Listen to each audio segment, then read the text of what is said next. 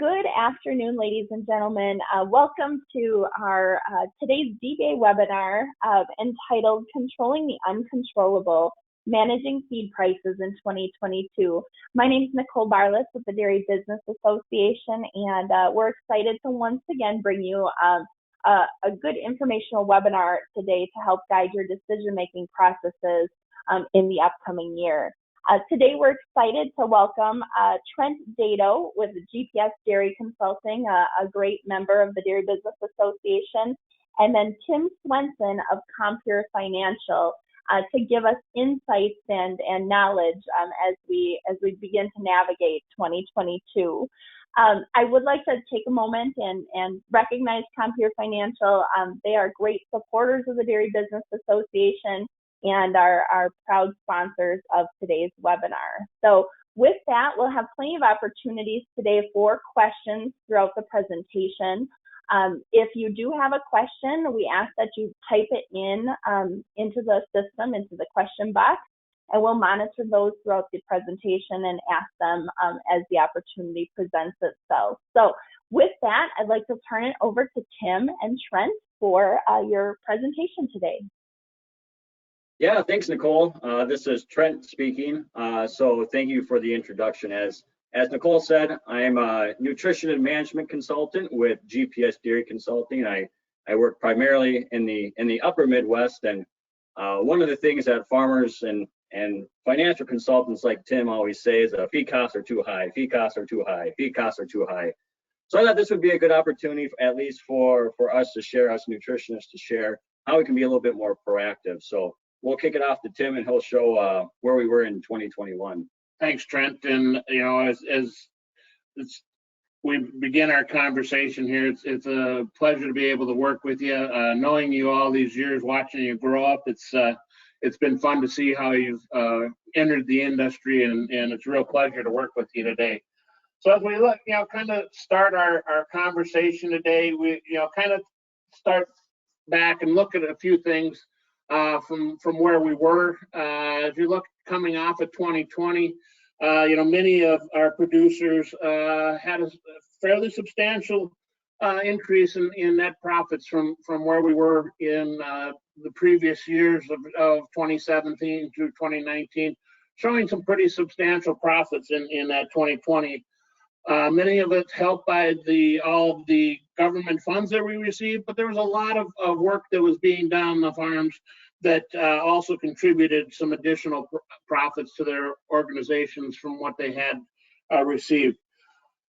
But part of this increase in net income, we maybe became just a little bit undisciplined in how we looked at feed costs. Feed costs were flat for a number of years, and we really maybe became a little bit lax in how we looked at them. So today what we'd like to do is just spend a few minutes of time to look at where feed prices have been working in 2021, how they compare a little bit with where we were in 2020, then kind of take a look at a few risks that are on the horizon for feed costs in 22, and then share a few of our thoughts as to how to make a plan for going forward in 2022. So some of the data that I'm going to show here to start us off is based on our benchmark information that we're able to put together here at Compeer Financial. The benchmark is based off of 69 farms, 128,000 cows, averaging about 1,860 cows from an average standpoint, but it includes cows all the way from 400 cows all the way up to 3,500. So we've got a broad mix in our benchmark data. And as we, the first slide that we look at is looking at that feed cost per hundredweight and where we kind of ended up 2020 versus the previous year. Don't get hung up on the whole graph as far as $7 to a little over $12. I mean, we've got farms here that are feeding just their milk cows, and all of their heifers are custom raised, all the way up to farms that are feeding cows, heifers, and maybe even throwing a few steers into the mix. But I think the thing I want to show here, and we'll see it in a couple other slides as we get farther into our presentation, the thing that I want to show is that we already were seeing rising feed costs in 2020. We kind of think about this being a big hit that occurred here in the early parts of 2021, but you can see here that we had almost $1 increase in feed costs from 2019 to 2020. Because we had the additional incomes to help offset that, many of our farms didn't really feel that increase in feed costs over that period of time. As a result of low, as I said earlier, as a result of some of the low feed costs that we've had to work with, or maybe not low feed costs, but extremely steady feed costs that we had to work with over these years, we kind of got away from looking at that first level of margin, that income over feed costs, where we take and look at milk revenue minus our total feed cost to get that income over feed cost value. And I think the thing that we want to make sure of is as we talk with producers and as we're helping them calculate this value, is that we make sure that we include the cost of all feeds that are being fed to our animals, include the cost, put some kind of a value on our home-raised forages, put some kind of value on our grains, whether they're home-raised or whether they're purchased. And then obviously, tradition is taking that value of our purchased supplements and minerals, but making sure that we take into account that total cost that's associated with our feeding program. So again, kind of reiterating that we've seen some increasing feed costs. As you look at where we were in 2018 in the middle of this box, feed costs per cow per day were averaged of all these cows was just a little over $6 a cow. As we look at 2019, we can see that we've increased about 40 cents and a very similar increase in 2020. But you can see that, like I mentioned earlier, because we had an additional increase in milk revenue, it went unnoticed in many farms. And you can see, again, as we look at total feed costs, we can see that increase is being driven in both our forage categories as well as our grains and supplement categories. So we're getting increases in both areas, but you can see that we had a substantial increase in that income over feed costs in 2019. But even with the additional milk revenue that we saw in 2020, we saw a slight decrease in that income over feed cost value that is associated with it. Tim, what does Compeer use to measure the forage cost? Are you guys using a market value, or is it different for each farm? Great question, Trent.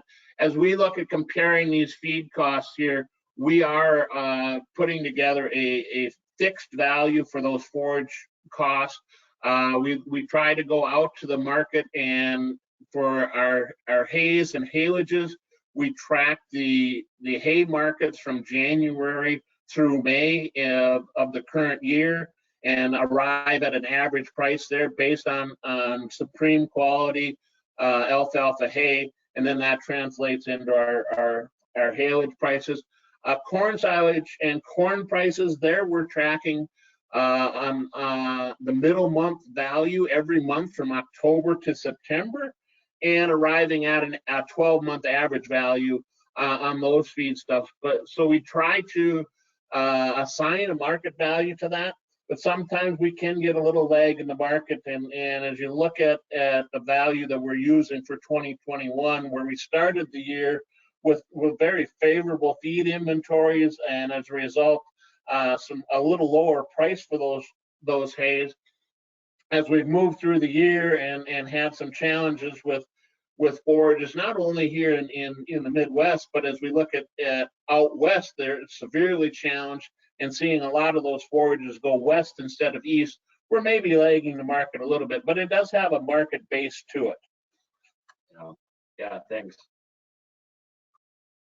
All right, well, with that, I will jump into a little trip down memory lane to see how we got here. So if you remember back, it was about a year ago, this time, so November, December of 2020, that's when feed prices really started to creep up. And I'm specifically talking about our commodities, so our soybean meal, our corn, and those sorts.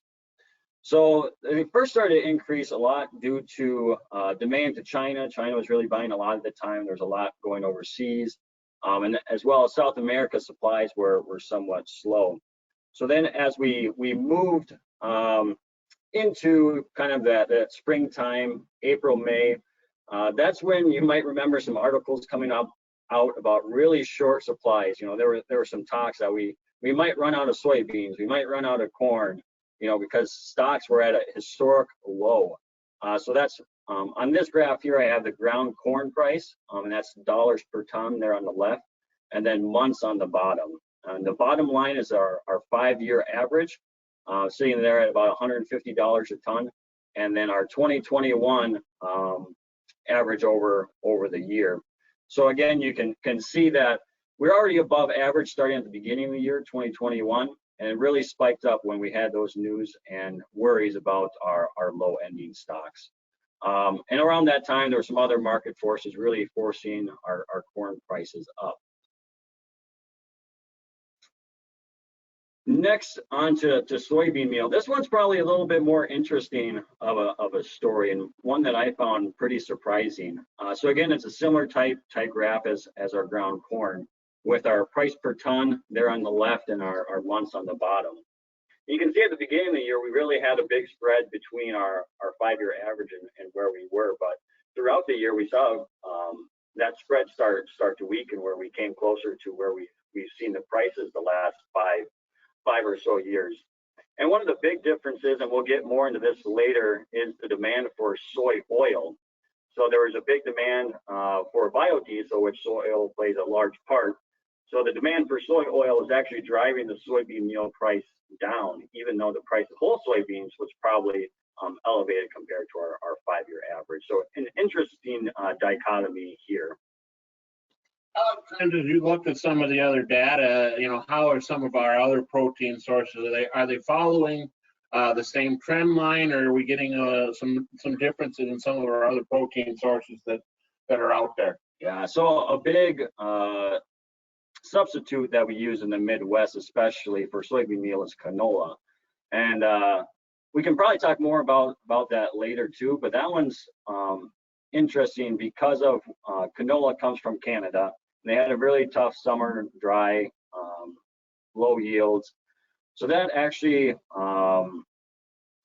had led us to a really short supply of canola. So the basis, so the difference in price between soybean meal and canola normally runs around that $70 mark. And right now, we're probably more in that 10 to 20, even if you can get canola. So when you're looking at which one you want to buy now, well, you can see that for one, soybean meal is pretty reasonably priced compared to where we've been the last 5 years, as well as the poor basis with canola. Soybean meal is definitely the better option right now. And when you first showed me this graph, I found this graph extremely interesting because I you know, as you look at the 5-year average, yes, it is fairly flat, which intuitively I thought that's where we were at, but I never would have guessed that it's running that close by the time we got to late summer to where we are in 2020 to that 5-year average. I still would have kind of expected it to be a little more of a spread than what we're seeing there. Yeah, absolutely. And I think that's the important thing to keep in mind. I get asked fairly often, you know, is now a good time to book soybean meal? Is now a good time to book corn? And the thing I like to keep in mind is where were we? How bad really was it? And how bad are we now compared to, you know, the lows? So compare, you know, where we are now versus the highs versus the lows. And can you live with those prices? So I think we can get more into some of those decisions later on as well. And the last price of ingredients that I wanted to bring up was tallow. So tallow is a fat source. It's an animal fat, and it's probably not used in a whole lot of diets to a large extent due to its impact on rumen health. But I put it in here because it demonstrates the impact of our current economy on our fat prices. So you can see for the past 5 years, it was averaging really flat right around that $600, and now we're doubled up to $1,200. And the reasoning is largely, again, that demand for biodiesel and the push towards a more green economy. However, our other fat sources, our dry fats, or our palms, our calcium salts, have also seen a huge increase in price this year. And that's probably more due to supply chain issues, but I thought tallow in the interesting graph we have here did a good job of representing that increase in fat price. So, for many of you, you may be looking at those graphs and saying, wow, that's interesting to see. I really don't feel that on my farm. I haven't really felt a huge impact to our feed costs through the first half of the year, first 3 quarters of the year. And as you look at this table that we've got here, as you look at the middle column there that says 2021 year-to-date average, this is our mid-year benchmark values on a butterfat corrected basis. We can see that feed cost for again, that similar data set that we were talking about is only up about 3% for the year over where we ended 2020. A big chunk of that is coming back to those profitability levels that I was showing on our first slide. Many of you, because you have those levels of profit and cash flow, went out and contracted a substantial amount of feed, prepaid for a substantial amount of feed back in late November, early December. And as a result, many of you weren't having to withstand those higher feed prices earlier in the year. As we finished up the 3rd quarter and started in October and November, and contracts were running out, people were starting to feel those higher feed prices. There were some of you out there, as you look at that middle column, and what's the bottom 25%, we can see that there is some effect out there in the industry for those individuals that either chose not to contract their feeds and lock in some prices, or didn't have that ability to lock in those prices. We can see there's a fairly substantial increase when we look at that group. Similar, as you look at the group that's performing the best, you can see that they've been able to hold feed costs throughout that same period with the management changes that they've been able to make. So kind of with that comment, those looks at where we're at in end of 2020 and kind of flowing through this first 3 quarters of the year. I think right now we kind of transition into what feed costs are on the horizon for 2022. So Trent, what's your thoughts on where we're headed there?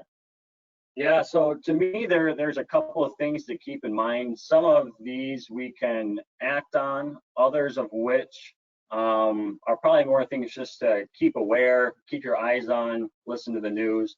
So we'll go through those as we go through the different risks.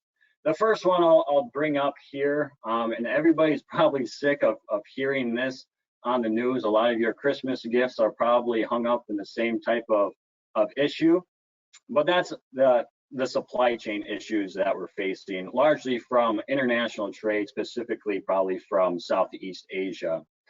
So you can take a look at the first 2 items I have on that list, lysine and VTM, or vitamins and trace minerals. A lot of those are produced overseas and are brought across and put into our protein mixes. So even though you might not see these items on your feed bill, they're definitely there, and us nutritionists utilize these to try to get that income over feed costs and optimal performance. So we've taken for granted, probably for a long time, that these products, when we call the mill, will just have them available and we can put them in no problem. But I think that's probably going to be a naive thing to think as we go forward, that we have all these products available. The other 2. Let me jump in there real quick, Trent. As you look at this latest run up that we've had in soybean meal here, we were pretty flat there on the graph, but just real recently we've had a run up in soy prices. And the reality of it is, as I've talked to other people in the industry, is it's our poultry and our hog producers locking up a lot of soybean contracts in order to capture some of this lysine via soybean meal instead of some of our other proteins that are out there. So this little run up is, we're seeing some effects of that in our current bean meal market right now. The other thing that I find interesting is I've had a number of clients via a number of their vendors talking about this lysine VTM issue, but yet I was meeting with the feed manufacturer yesterday, and they're totally fine. They're like, no, full blast ahead. We've got no issues. So it's interesting to hear some different geographic areas, how they're approaching this, whether they're feeling there's some issues or whether they're not. Is it real? Is it naivety? I'm starting to wonder which. Yeah, and I think that's one of the things to keep in mind is we think as a dairy industry we're the only ones who uses these products, but like you said, the shortage of lysine or supply chain issues with lysine is the thing that's driving higher soybean prices, because guess what? Pigs and poultry use a lot of lysine. So that's an interesting thing to keep in mind. The next two on the list, canola. So like I mentioned, the basis on canola is pretty poor right now, historically speaking. Soybean is definitely probably a better buy if you're buying spot prices. The other thing to keep in mind, if you haven't locked in your canola, we'll probably not even be able to have access to it here come later in the year. Much of the canola has been locked up in contracts this summer and early fall. So if you haven't got it, we might be moving to soybean meal. If you look at that, Trent, I'm hearing a lot of discussions as we look at that April and May time frame as probably being the most critical. So even if we've got a contract, the question is going to be, is there even going to be product available during that period of time? And you hearing similar conversations? Yeah, the thing to keep in mind is that when we produce a product like canola, it's not all in one location. So it's not like there's just one big warehouse in Canada that they go and take it out of and truck it around. It's located in different facilities. So although there might be some left, the logistics of getting it there, the trucking to do so, can sometimes make it a unuseful product or unusable product. And that final one, corn gluten feed in particular. So that's a byproduct of high fructose corn syrup production. And this product's always a pain in our industry side. So I just put it on here to keep in mind. There's really only a couple manufacturers of corn gluten feed because there's only a couple big producers of high fructose corn syrup. So they really have control over the market. They have a lot of market power. So one of the things we've been facing this fall is they've been pretty unwilling to give longer contracts. So even though we use a lot of corn gluten feed, they won't let us go more than 1 or 2 months out in contracts. So that product in particular, I see as a huge risk in our diets because we have probably on average, 2 to 5 pounds in most dairy rations that very well become available if those companies decide they don't want to sell it to us. How much is the current value that ethanol is and the current demand curve that ethanol has on corn right now impacting this gluten issue? Is ethanol gobbling up some corn that gluten isn't willing to pay for?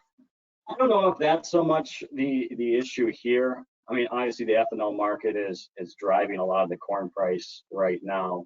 But the margins on high fructose corn syrup are pretty healthy. To me, it's just the demand of high fructose corn syrup going down. It must be everybody not drinking as much Mountain Dew as I am. But yeah, I think it's an interesting one to keep your mind on and make sure that you have a backup plan on if we run out of corn gluten feed, what else is our options. Hey, Trent and Tim, just jumping in here quick. Nicole with a question. So we did have a quick question come in related to that topic, and it's if these plant proteins are hard to come by, could you see more use of PMBM or other animal byproducts? Any thoughts on that? Yeah, I'll let you take that one, Trent. Yeah, so PMBM, so that's pork meat and bone meal, and then animal byproducts. The main one would be blood meal. So we're talking about increases in prices. Those products there are probably one of the few that we've seen a substantial decrease in over the last 4 months or so. And it's anticipated we're getting close to the bottom of those prices. But they are definitely good buys in comparison to some of our other proteins. The thing to keep in mind is that we use, especially blood meal specifically for as a more concentrated source of amino acids. So blood meal in particular, we use a lot for its lysine content.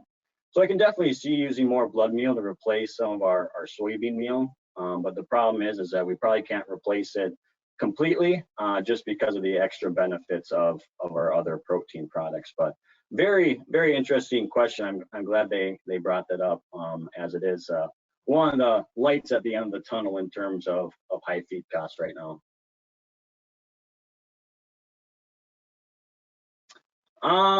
So this is just a point to make sure that you have discussions with your vendors. It's probably been most prevalent in the past with like hay and straw markets where you've talked to somebody, you have it locked up at a certain price, and they come to delivery, and guess what? It's no longer in their shed. Somebody else grabbed it from underneath you. So make sure you're having discussions with whoever you have your contracts through or wherever you're getting your feed milled to make sure that they're going to be able to deliver on those contracts that you've set. Yeah, but reaching back to my old feed days, I spent enough years selling feed also. It's a whole lot easier to change a ration by a half a pound or a pound account for a change than to all of a sudden have to bring 4, 5, 6 pounds of something in to substitute for a product that you can't get. So being managing instead of being reactionary is really key to maintaining the milk flow that we've got on some of these operations. Yeah, I'll throw in a plug here. This doesn't have to do with a lot of the talk today, but whey and whey permeates probably the biggest culprit of being difficult to manage inventories and delivery on. So if nothing else today, call your permeate vendor and let's try to increase the transparency and discussion throughout that ingredient industry. All right. One of the other risks we see, and we're seeing it right now, but I see it continuing to be a problem in 2022, is trucking. So basically, no matter what product you use on your dairy, this includes your forages, it has to be trucked to your dairy. And we've seen increasing prices for like the last year and a half in terms of freight prices. So we pulled this chart from Blimling that's shown this really high increase. So part of this is due to the increase in diesel prices, different emission standards that people have to run newer trucks, the lack of truckers available. So we've seen probably a 50% increase in trucking costs. And this California emission standard issue is, we've heard about the backup that's at the Port of Los Angeles and Long Beach and getting container ships unloaded. And that's back to that DTM, lysine, synthetic lysine, all of those things that are being shipped in from overseas. But, then we heard that they were finally getting them unloaded, and then there was a shortage of truckers. And I guess I didn't connect the dots that the shortage of truckers wasn't necessarily that they couldn't get truck A or truck B in or out.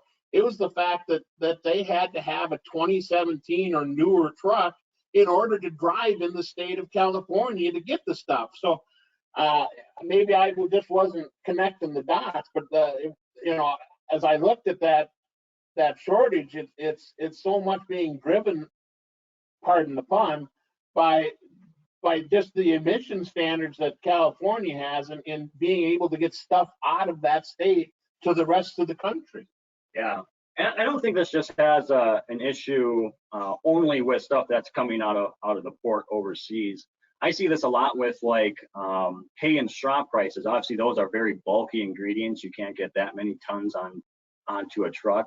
So the cost of trucking itself actually adds a pretty substantial margin onto those types of products. I know a lot of people probably aren't needing to buy hay in Wisconsin, but straw is definitely still an issue, and we'll see these freight prices being added onto the prices of straw and those bulky ingredients going forward for sure. All right. The next one, and I mentioned this before in a couple of different facets. One of the other risks is just the green economy. So there's been quite a few discussions in different sectors of the dairy industry around the green economy. One you probably heard a lot about is like renewable natural gas and the big push for methane digesters. That doesn't have a whole lot to do with feed prices. So the way that the green economy is affecting us is more so around that the biodiesel and the effect that it has on our fat prices. And no really reason to beat that to death. Until there's a change in administration, we probably won't see a big sway away from these types of pieces on their agenda. But the one that Tim had mentioned earlier was ethanol. And that ties in pretty well with just the overall effect or increase of crude oil prices. So the margins for our ethanol producers have been extremely healthy here this last few months, with everyone knowing the gas prices and diesel prices have been plenty high. So ethanol production has been going very, very well. So that's been affecting both the local basis for your corn, for your ground corn, but has also made distillers grains as a byproduct a pretty good buy for a lot of parts of the Midwest. So distillers, if you haven't already, take a look at it. There's different opinions in terms of its effect on rumen health with the corn fat coming in with it, but the extra protein and fiber that comes from distillers can add quite a bit of value.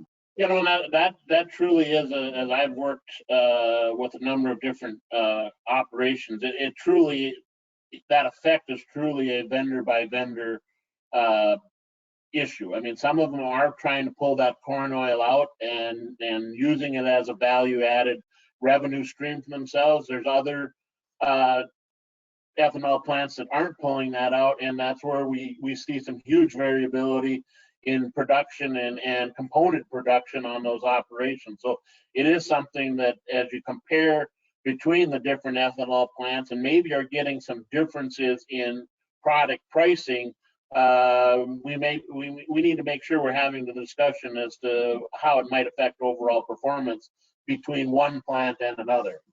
Yeah, and I don't mean for this to become a nutrition talk whatsoever, but like you're saying, each plant is different, and you're probably seeing quite a number of different branded types of corn co-products or distillers products, you know, high protein type distillers products, and the great products used in the right way. But the biggest thing to keep in mind is, you know, just know what you're buying, because there is a substantial difference in value from one distillers to another distillers.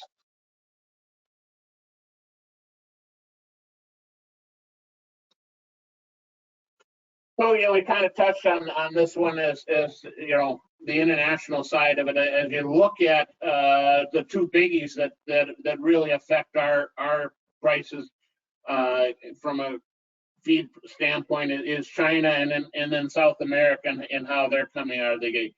You know, as you look at China, they can have a huge effect on our overall feed prices in a couple of different fashions. By directly buying soybeans and or soybean meal to feed their growing population and to develop feed for their growing, but also you know, as you look at the pork demand and beef demand that China is creating, that creates even an internal domestic demand for additional bean meal tons that is affecting our overall availability of those products. So unfortunately, kind of, as we kind of said here, you know, it's a looming cloud. Do they continue to buy?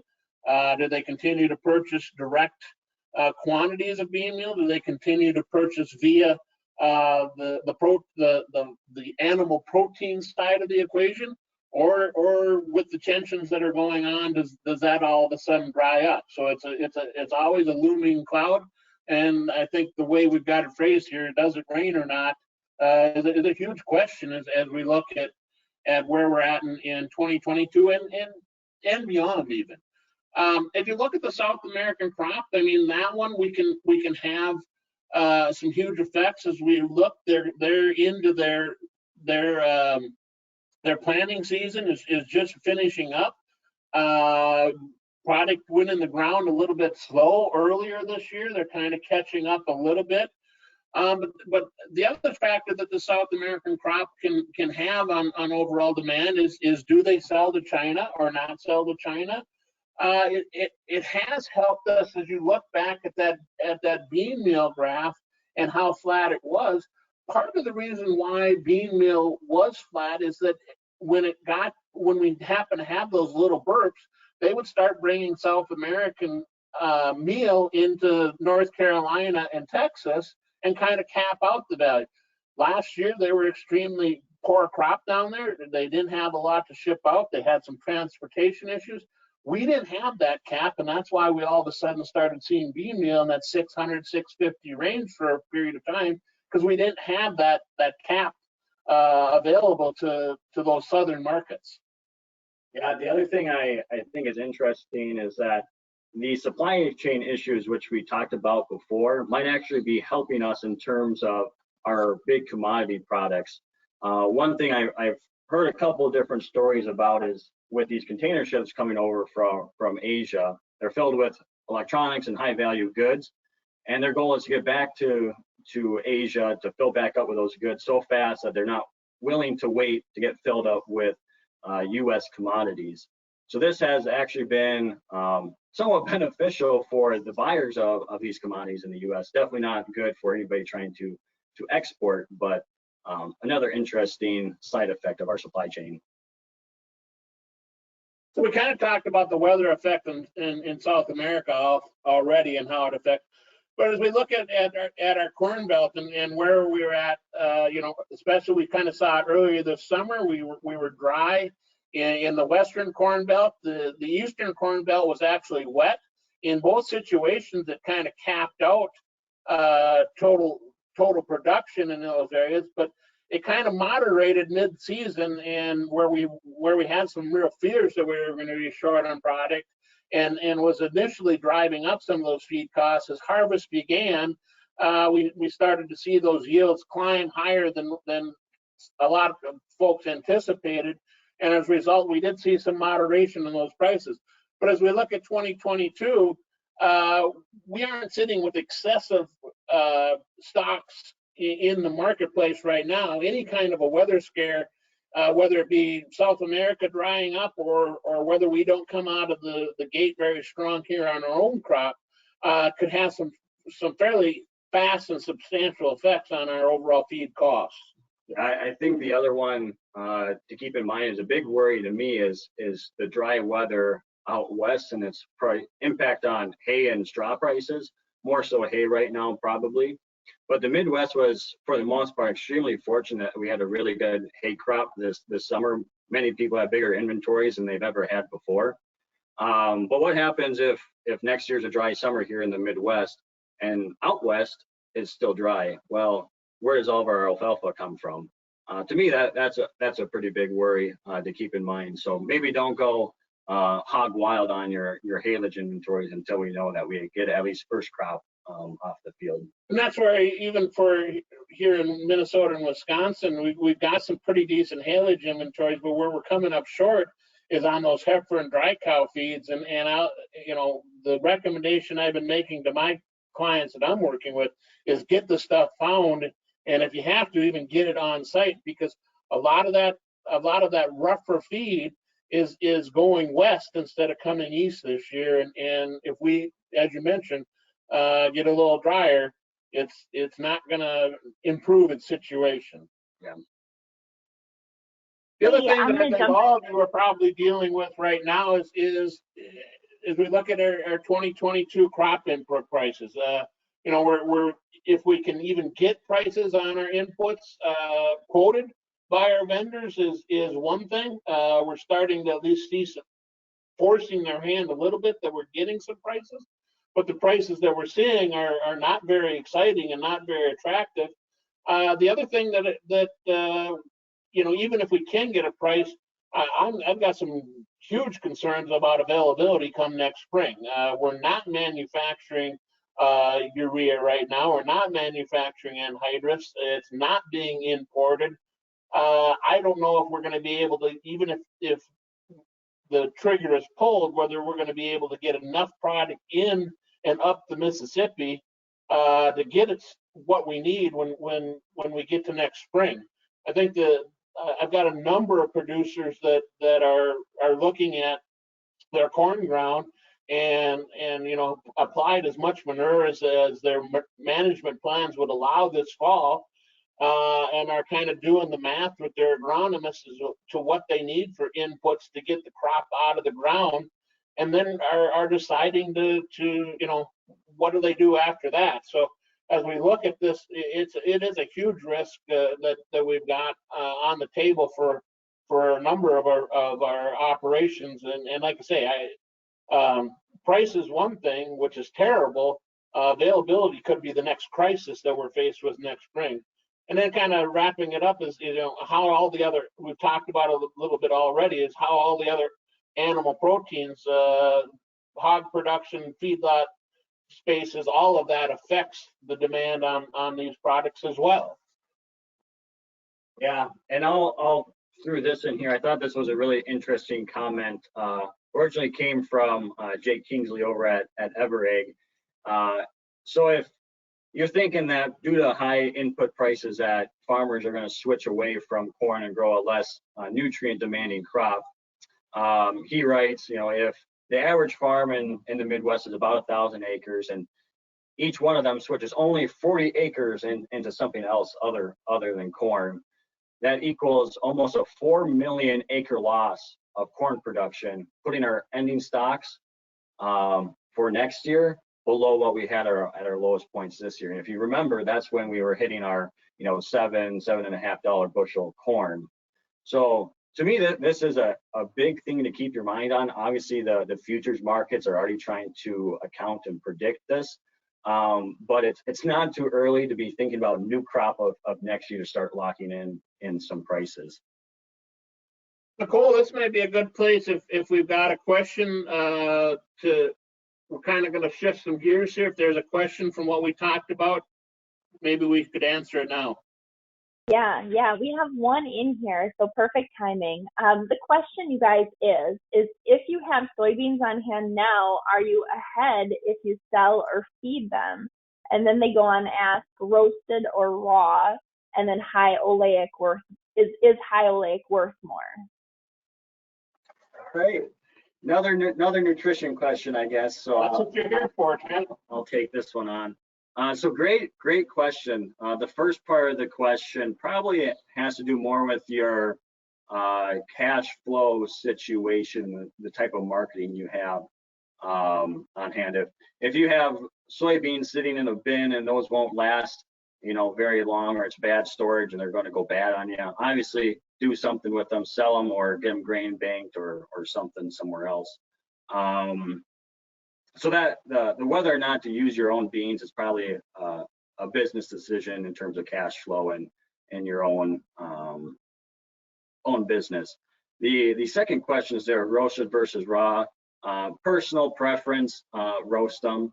The reason we roast them is to get more of that protein to the hind gut of the animal, make it more valuable. Otherwise, you're going to be losing a lot of that protein in the front end of the animal, and a lot of it will go to waste. So definitely roast. The thing to keep in mind when you roast is to make sure that if you process it afterward, that it's just quarter or halved. Do not grind it, and that's due to the fat reasons. If you release all that fat, you're probably going to lose some butter fat. And that leads us into that last point of the question: high oleic worth more. So that there's a couple different types of soybean meals that have a higher oleic content, and there's some pretty good research to suggest that there is some benefits to higher oleic beans. To me, the hardest part about those types of beans is that they aren't allowed to be sold in the open market, so they have to be completely segregated from normal soybeans. So the logistics of getting those processed and handled are a little bit more cumbersome, but definitely worth a look in my opinion. Interesting, some great feedback there. I do have one more question that came in. What does carryover look like this year compared to others for our farms?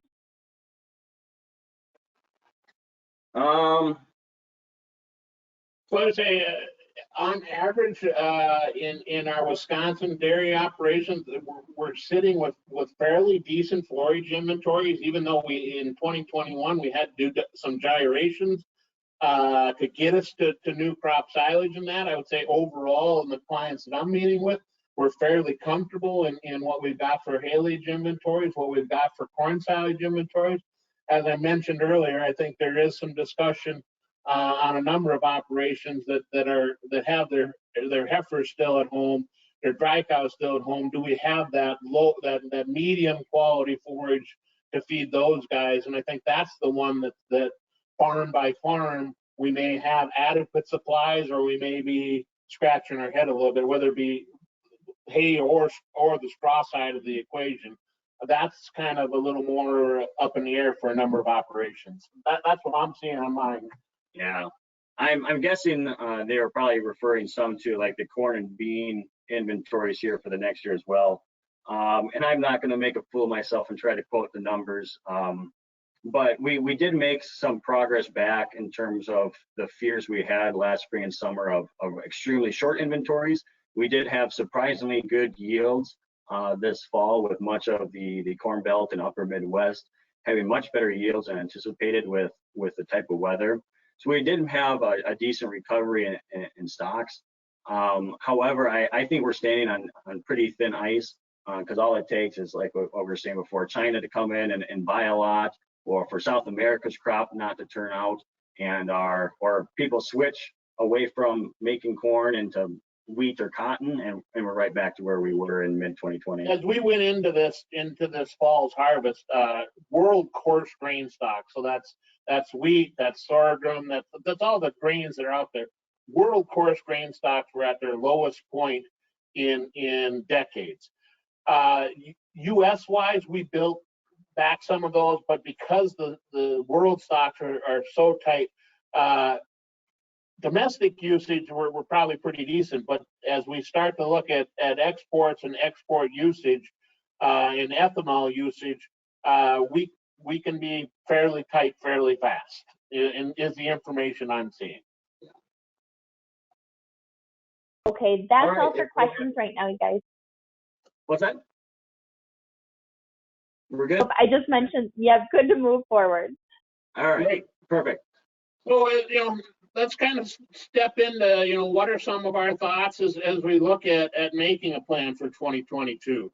The one thing that, again, popping this slide back up, as we look at changing our feeding programs, and the big push is to try to feed more of our on-farm forages, and we need to make sure we can utilize them to their fullest extent.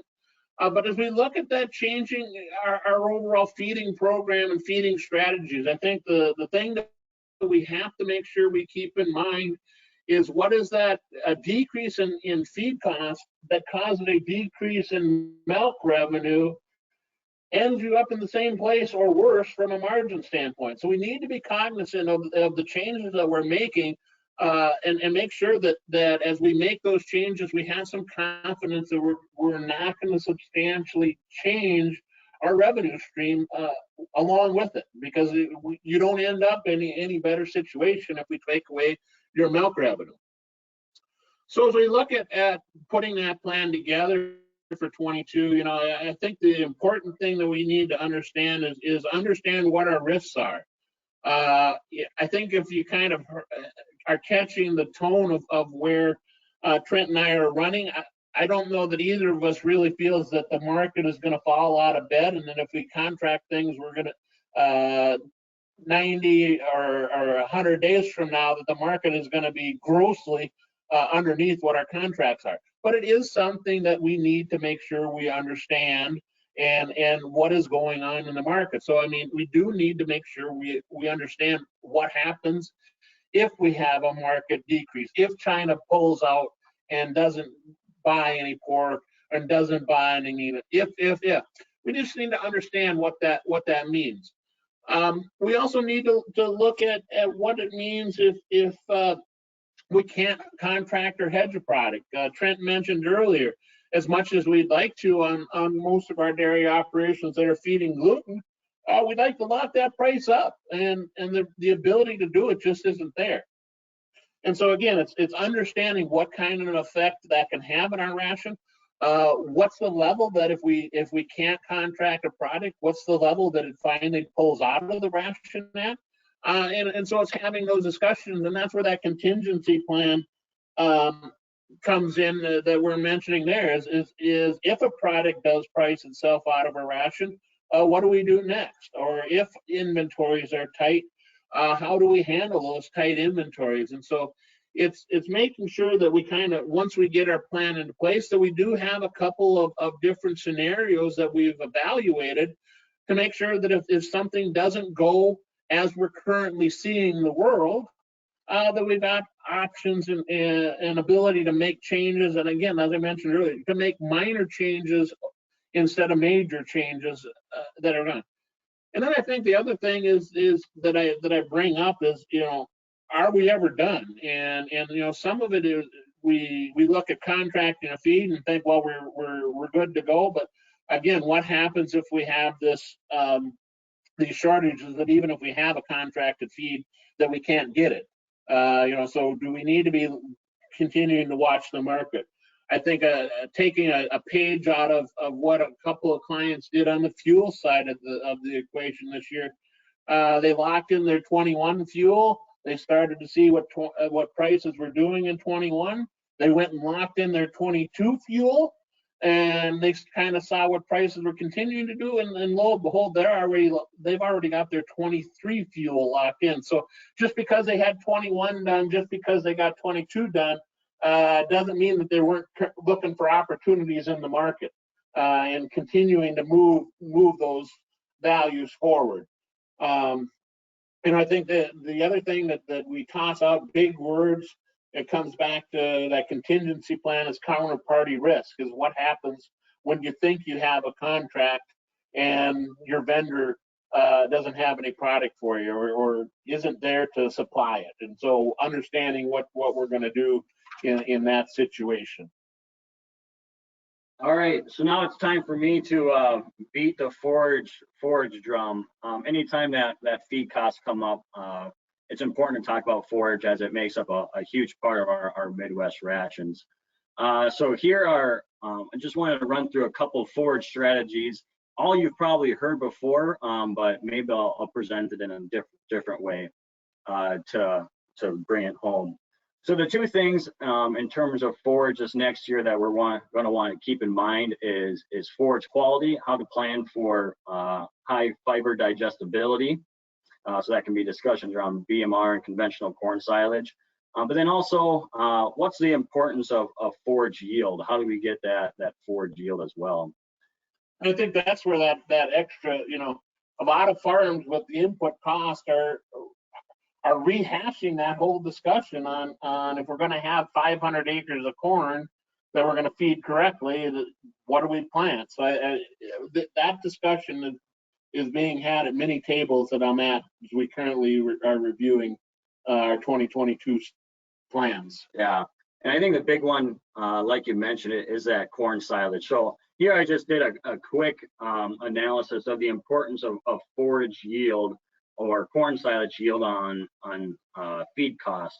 So here I was assuming what happens when we feed it correctly. We bite the bullet on the extra inputs to make sure that we get that extra 2 tons of corn silage.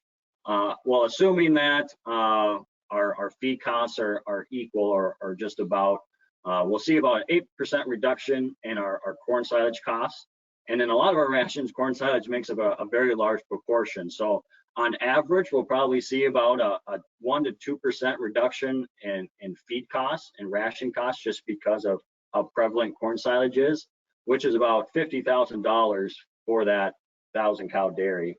So it really doesn't take that much of a yield bump to really reduce your feed costs and to give you the ability to pay for a little bit more. Well, and I'll spin the tables as these guys are looking at minimizing inputs. What's the impact if they get a 2-ton decrease to their overall yield?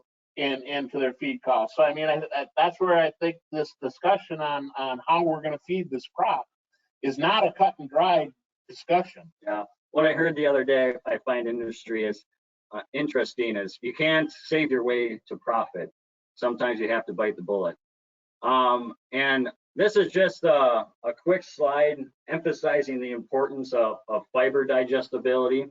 So this comes from some research from Michigan State that's saying for every increase or 1 point increase in NDF digestibility, we get increases in dry matter intake, we get increases in milk production, and increases in components.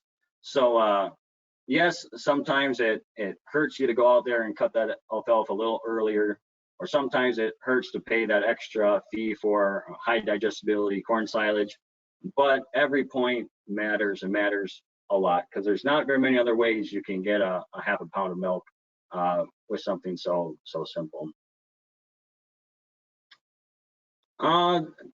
The next one I'll have here is our feed program strategy. So to me, there's a few things that we can do on the farm that can surprisingly save you a substantial amount of money. You're talking like 1, 2, 5% of your total feed costs. One of which I'll bring up is weighback management. So everybody probably has a goal of which they shoot for weightbacks, and for lactating cows it's probably around that 3-ish%. But what happens if you move that down to 2%? Can you manage that bunk that tight and save that extra feed? But another thing to keep in mind is what are you doing with that weightback? Oftentimes, as long as they're not sorting it, that weightback has a substantial amount of value. So do we have the ability, is our bunk stable enough in the summer to feed that back to another lactating group? Are we able to use it a second time for a high value purpose? As you've been working with farms, Trent, and really starting to evaluate this weightback amount, if you were to walk into a farm and ask them what their weightback percentage is, and then you go out and start measuring it, in a lot of instances I've found they're way underestimating what their true weightback is. That follow through with your? Yeah, and so we don't want empty bunks. So oftentimes we'll be shooting for extra weightbacks. But the thing to keep in mind is that if we do a good job of pushing up feed, making sure it's distributed across the whole bunk, we can get away with pretty. Yeah, I think a number of these rations that we're feeding weightback to heifers and to the lower groups is we're willing to have a higher level because we know we're going to feed that. And as you look at these ration costs going up, I think we need to evaluate some of those other livestock rations as to what they're truly costing on the farm. Yeah. Then the one final thing I had at the bottom there was a one group TMR. I think this is a common practice on a lot of herds. It's really simple to make rations. I don't have to make as many rations. They don't have to mix as many. So it's a really convenient way to feed cows. However, in a lot of instances, it is a good way to save some feed costs by feeding more than one ration, i.e. to a higher intake pen and a lower intake pen. And the reason of this is probably just due to the fact of your more micronutrients are balanced on a per head basis. So if you're feeding them more than what they'll eat, you're overfeeding the most expensive part of your ration to those lower intake animals. So if you haven't, at least think about moving away from a one group TMR. I think that fits this discussion that we've got on this slide here is looking at the ability to play with that dairy efficiency number and can we get more milk for the same feed? Can we get the same amount of milk feeding a little less feed? And it's something that as an industry we have been growing our way into. But if taking a page out of the feedlot industry, I mean they live and die on these feed efficiency numbers, and I think it's a huge opportunity with our, as we look at rations going from under 10 cents a pound of dry matter to just a little over 10 cents. At the end of 2020, we were already over 11 cents. And I think if we were to take the snapshot today, we'd be well over 12, pushing 13 in a lot of instances So being able to drive those rations and drive the efficiency in some of these rations by tweaking some of our percent forage and some of the ingredients that we're using, that digestibility numbers that you were talking about can add up to some very big performance gains on the operation also. Yeah, the one thing I'll keep in mind here that kind of goes with the theme today of income over feed cost. You look at the far right of the top 25%. You know, their feed costs are not much lower in terms of cost per pound of dry matter. However, they are substantially more efficient. So when you start to think about how you become a top performer of profitable dairy, it's not always about saving that last penny on your feed cost. Sometimes it's spending that last penny to get that extra 2 pounds of milk.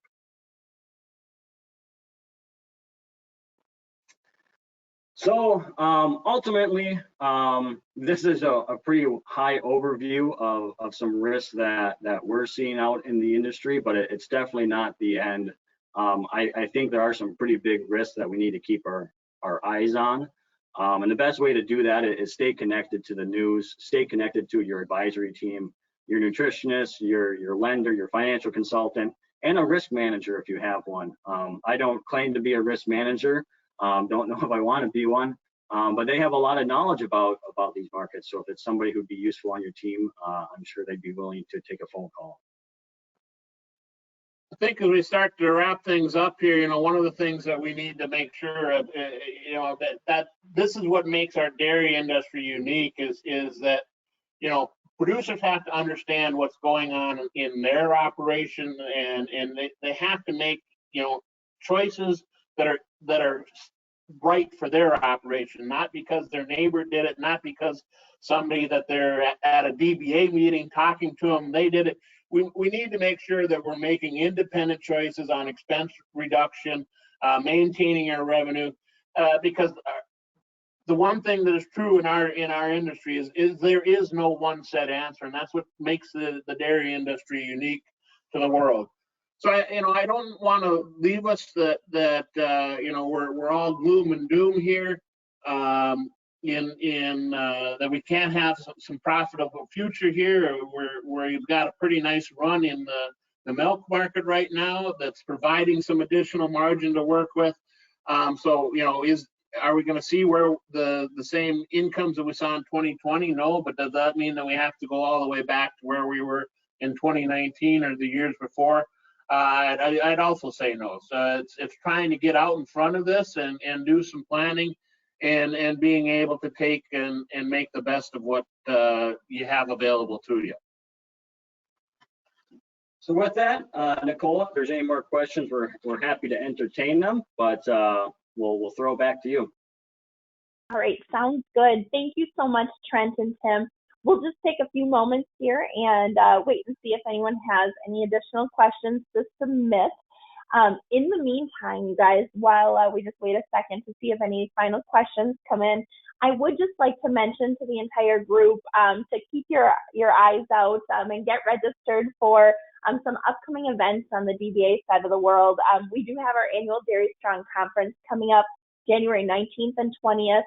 One of the great things we love to promote about Dairy Strong is we love to have farmers there. So we are going to continue to offer, I should say, free farmer registration.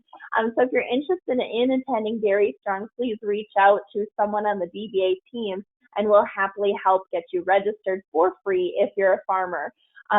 We also have then the day before Dairy Strong, so on Tuesday, January 18th, DBA's annual Dairy Day at the Capitol, where we go and visit with our elected officials and talk about various issues that we're dealing with in the industry. So always great to have a good showing there for that event on Tuesday, January 18th. Keep an eye out for our Dairy Stream podcast, always another great opportunity for information. And all of this, you guys, can be found on our website at dairyforward.com. So I don't see any additional questions, but for those listening, you can see both Trent and Tim's contact information on this page. We will also have this recording available on our DBA YouTube channel here following today's presentation.